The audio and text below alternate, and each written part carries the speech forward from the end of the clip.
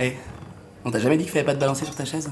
Ah bah tu fais bien d'en parler, parce qu'à l'école on nous a raconté un sacré paquet de conneries. Ah oui.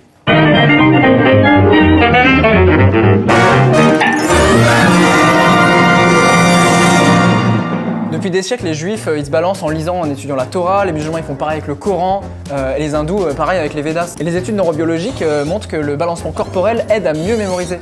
D'ailleurs les enfants ils le font instinctivement, tu vois. C'est un réflexe naturel pour améliorer les capacités d'apprentissage et de mémorisation. Et c'est pas la seule connerie qu'on t'a racontée à l'école. Madame Pichard, 5ème B, je me rappelle de toi.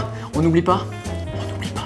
Combien de fois on t'a dit de pas regarder le plafond pour réfléchir alors que c'est instinctif de le faire? C'est ce qu'on appelle le visuel construit et remémoré. Il y en a un dans un sens, un dans l'autre. Tu tapes sur Google, je sais pas lequel est lequel. Tu vas créer un dialogue interne entre toi et ton cerveau pour délivrer une réponse. Alors maintenant, arrête de faire cette tête-là quand tu réfléchis, ça a clairement aucun sens. Bonjour, une pinte de blanc s'il vous plaît.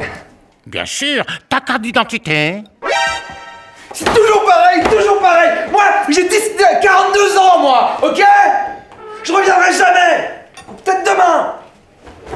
Ah oui, il y a un autre truc qui m'énerve aussi à l'école, t'as 2 minutes? À l'école, on te récompense sur tes résultats et pas sur tes efforts personnels. Alors tu crées uniquement des attentes sur tes résultats, alors tu te mets la pression pour répondre aux attentes des autres, tu bosses pas vraiment sur ce qui t'intéresse personnellement, et tu te retrouves avec un master en plasturgie aéronautique alors qu'à la base, toi, tu voulais être paysagiste. Alors que l'encouragement sur les progrès personnels amène à plus de motivation et donc à l'estime de soi.